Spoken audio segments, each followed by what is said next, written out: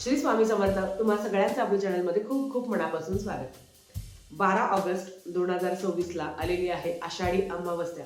अतिशय महत्त्वाचा दिवस. ह्या दिवशी आपल्याला लक्ष्मी प्राप्तीच्या सेवा करायच्या आहेत.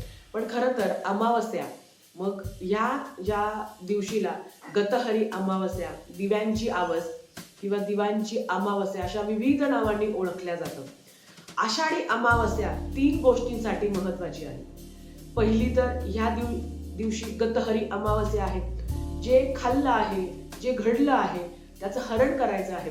आपण देवाला एक वचन देत असतो की आजपर्यंत मी जो मांसाहार खाल्ला आहे तो शरीरासाठी योग्य नाही आहे, त्याचं मी हरण करणार आहे. किंवा माझ्या आयुष्यात जे काही दुःख संकट घडलेले आहे, जे काही वाईट कृत्य घडलं आहे ते आता संपणार आहे आणि नव्याने काहीतरी चांगलं घडणार आहे. म्हणून गतहरी असं नाव पडलं आहे. दुसरं असं आहे की हा दिवस पितरांसाठी खूप महत्वाचा आहे. कारण असं म्हणतात का हाच तो दिवस आहे का पितृलोकातून मार्गस्थ होता आपल्याकडे येण्यासाठी. आणि पितृ अमावस्या ज्या दिवशी असते, सगळ्यात मोठी अमावस्या, ते आपल्याकडनं मानपान घेता आणि ते त्यांच्या मार्गस्थ लागते. म्हणून हा दिवस पितरांसाठी सुद्धा महत्वाचा आहे. आणि तिसरं, आषाढी अमावस्येला आईने मुलांचं औक्षण करायचं असतं. ते औक्षण कसं करायचं, काय करायचं, त्या संदर्भातली माहिती आज आपण बघणार आहोत. व्हिडिओ सगळा बघा म्हणजे तुम्हाला तुमच्या सगळ्या प्रश्नांची उत्तर मिळतील. तर चला व्हिडिओला सुरुवात करूया. आता आषाढी अमावस्येला प्रत्येक गावामध्ये, प्रत्येक समाजामध्ये वेगवेगळी पद्धत असते.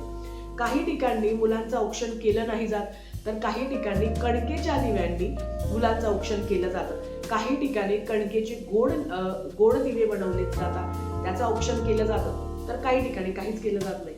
मग तुमच्याकडे जर काहीच केलं जात नाही तर तुम्ही कसं औक्षण करावं आणि का औक्षण करावं त्या संदर्भातली माहिती आपण बघूया. तर बघा, 12 तारखेला अमावस्या आलेली आहे. सगळ्यात आधी एक उपाय आहे जो मी तुम्हाला सांगणार आहे. त्याच्यानंतर आपण औक्षण कसं करायचं, कधी करायचं ते बघूया.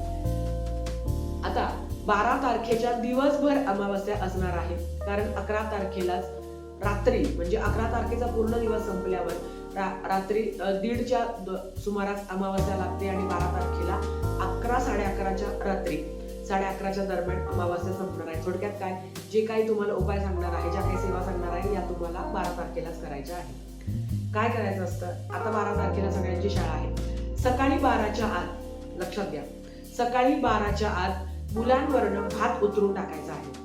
हा का उतरून टाकावा, तो कसा टाकावा ते पण तुम्हाला सांगते.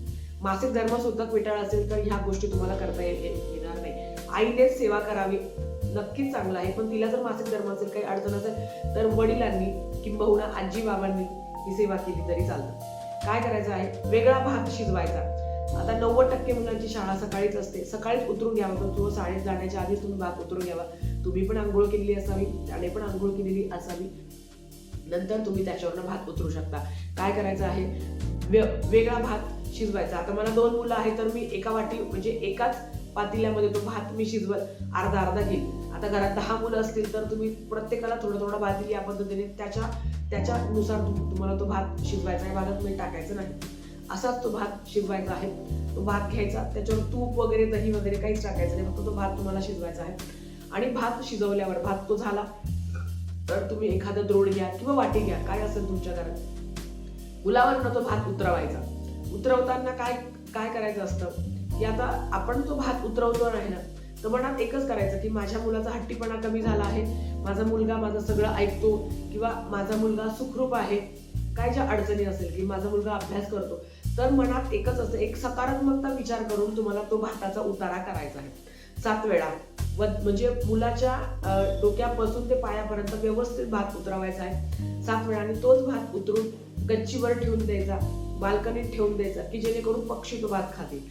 आता काही आमच्याकडे गच्चीवर भात ठेवल्या जात नाही, आम्ही गॅलरीत ठेवू शकतो का किंवा खिडकीत ठेवू शकतो का, हरकत नाही. ताई आमच्याकडे कुठंच ठेवायला जागा नाही आहे, मग कुठला तरी प्राणी खाईल या पद्धतीने तो भात तुम्हाला ठेवायचा आहे. हा झाला पहिला उपाय. हा तुम्हाला दुपारी 12च्या आतच करायचा आहे. म्हणून सांगते की भात जर मुलं लवकर शाळेत जातात 7:08ला, तर लवकरच तुम्ही हा आहे ना उपाय करू शकता. कारण अगदी तुम्हाला सांगते 11 तारखेच्या उत्तर रात्रीच अमावस्या सुरू होती. म्हणजे तुम्ही जेव्हा पण उठाल 4-4:30ला जरी उठाल तेव्हा तो अमावस्येचा काल असणार आहे. आता मुलगा जर तुमचा अगदी 12ला आला तर मग म्हणजे 12ला आला तर 5-10 मिनिटं इकडं तिकडं चालतं, किंवा 11:30ला आला तेव्हा तुम्ही उत्तरा करू शकता, तुमची इच्छा. दुसरं, आईने मुलांचं औक्षण का करावं, हा सगळ्यात महत्वाचा प्रश्न आहे की आषाढी अमावस्येलाच औक्षण का करावं. त्याच्या मागची एक कहाणी आहे.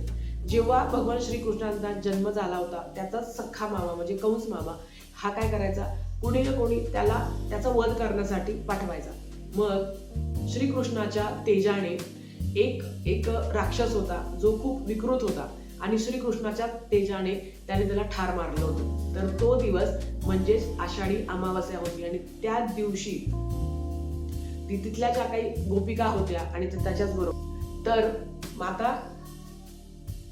तर माता यशोदेने आणि तिथल्या ज्या काही गोपिका होत्या त्यांनी भगवान श्रीकृष्णांचं औक्षण केलं होतं की जेणेकरून तुझ्यातलं हे तेज आहे हे तसंच राहू दे, आणि तुझ्यातील जी काही निगेटिव्हिटी आहे किंवा तुझ्यावर जो काही हितशत्रू आहे त्याचा नाश होऊ दे. म्हणूनच ह्या दिवशी आपणही आपल्या मुलाचं औक्षण केलं पाहिजे. आता आजकाल मुलगा मुलगी असा अजिबात भेदभाव नाही आहे. तुमच्या घरात छोटे मोठे मुलं सगळे असतील, त्यांचं औक्षण करायचं आहे. तरी आमच्या घरात ही पद्धत नाही आहे. मग तुम्ही अगदी पणती जरी घेतली आणि कुठलंही तेल घेतलं त्याने औक्षण केलं तरी चालतं. किंवा ताई आमच्याकडे कणकेचे दिवे उकडून औक्षण केलं जातं. आमच्या आता मी तुम्हाला काय सांगते, प्रत्येक गावात प्रत्येक समाजात वेगळी पद्धत असते.